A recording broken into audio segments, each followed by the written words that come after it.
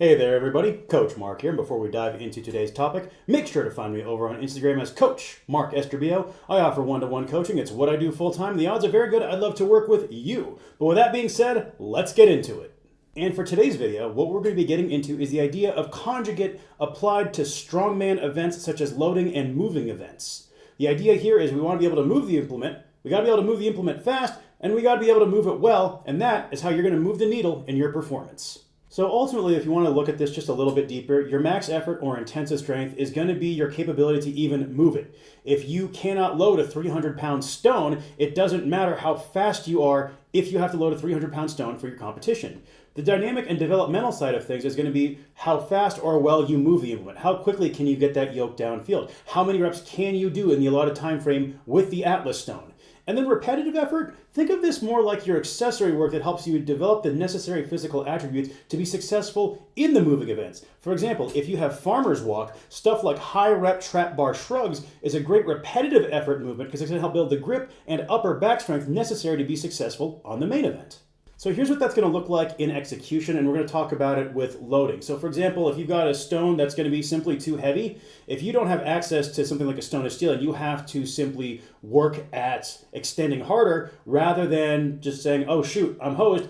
Put the bar at chin height. Have to extend higher because that's going to develop a similar physical attribute. That's the max effort type approach there, in that our max effort is not necessarily load, but range of motion under load, so that it helps develop similar physical attributes. On the other side of things, if you know that stone load is going to be an absolute rep fest, something like a density block is going to be very valuable here, such as loading it to doubles for as many as you can in 10 minutes, just getting a lot of work done.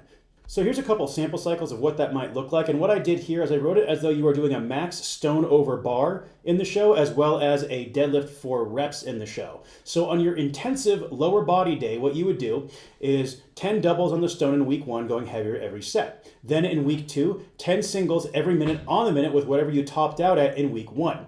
Week 3, you're going to work to a max load over that chin height bar for 3 sets of 3 at 80%. And then in week 4, 10 singles at 90% of whatever you topped out at last week as fast as possible. And let's say you do not have the ability to take these load jumps, then you would simply set the bar higher. Rather than chin height, you might set it at mouth height. You might set it at nose height. Find a way to really improve the terminal extension, because that's going to be the key variable to be successful on this event, absent being able to take those smaller loading jumps. And then on your lower body developmental day, if you have a deadlift for reps, here's what you can do. Timed sets with a fixed percentage of the competition load is going to help you build the necessary rep capacity to be successful on it. This is especially true on something such as a car deadlift, which usually wind up being a very high rep variation. So you can see how these two together, we're covering both your intensive and developmental lower body days, but specific to the competition. Now, as far as how it goes with moving events, it's a similar idea here. If you know that the load is beyond your capabilities, doing heavy picks or even partial movement will be helpful to get your nervous system tuned to be able to handle the weight. Whereas if you know it's going to be a fast moving event, ramping load with a time cutoff, such as max 50 feet load with under 20 seconds, is going to be important here, because what that lets you do is accumulate the necessary strength while making sure that we don't lose our speed expression, so it's competition specific. You know, something like a super heavy 50-foot yoke that takes you 59 seconds, that's not going to be useful for developing your capability for a show where we know that the yoke is going to be lighter and it's going to be all about speed. So I've got 2 4-week samples for you here on the yoke. So for example, if we know it's going to be more of a speed focus, week 1 we're going to do those 50 feet ramping, 20-second time cutoff, and you're going to start at roughly 50% of competition weight, or whatever a weight is that you know you can handle. Then from there in week 2, 4 sets of 50, again using that 20-second cutoff at week 1's weight. Then in week 3, you're going to do 2 go-arounds of 50 feet at 105 to 110%, whatever you used in week 1, and then 2 sets of 50 feet at week 1. And the idea here is those second 2 sets at 50 feet should move a little bit faster, because what you've done is you've done the heavier loads up front, so your nervous system is used to that heavier weight, so you're going to be able to move a bit more quickly. Then after that, in week 4, you're going to do that 50-foot ramp again, 20-second cutoff, but you're going to start at 80% of whatever it was you hit in week 1. So you can see through the weeks what we're doing here is the loading is relatively flat, but we're getting a lot of practice at the necessary percentages relative to what you need come competition day to be successful. Conversely, if it is a yoke that is super maximal for you, it is an extremely heavy load, you don't necessarily need to train it every single week. Instead, you can do an alternating approach where on weeks 1 and 3, you would do 3 to 5 picks at 90 to 105% competition load, depending on whether it's week 1 or 3. And then in weeks 2 to 4, you would actually do moving with the competition load. And the idea here is by not training it super heavy every single week relative to your capabilities, you're not going to fry your nervous system or simply beat yourself up. Or maybe if you have 2 moving events that are both heavy in the same competition, the weeks that you're, say, picking the yoke, you might do the carry with the frame. And then conversely, the next week you might do picks on the frame and then be carrying the yoke. And actually, if you are following this page, you probably saw the Orlando Strongest Man program. I took this thesis and applied it to both the H-stone carry as well as the frame carry for that upcoming competition.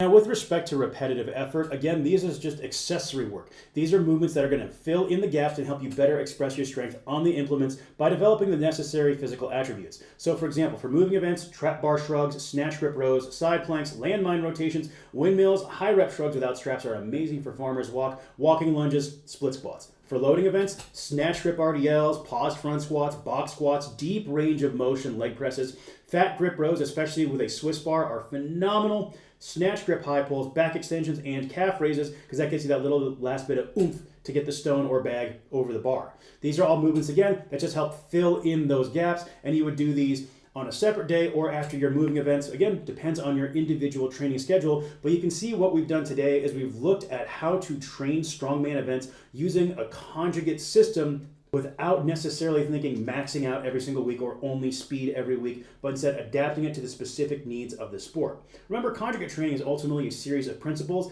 and the best principles will work across multiple sports. You just need to pick the right methods. So this was a pretty gosh darn quick one, as you could see. Again, I just wanted to introduce the idea of using conjugated training principles with strongman events, whether it be for loading or for moving. If you have any more questions, don't hesitate to hit me up in the comment section down below. And of course, I do offer that one-to-one coaching. Link to apply for coaching is in the description box. Otherwise, I'll see you folks in the next video. Take care, everyone. Oh, yeah, real quick, I also got to do that YouTuber thing. Make sure to like, share, and subscribe.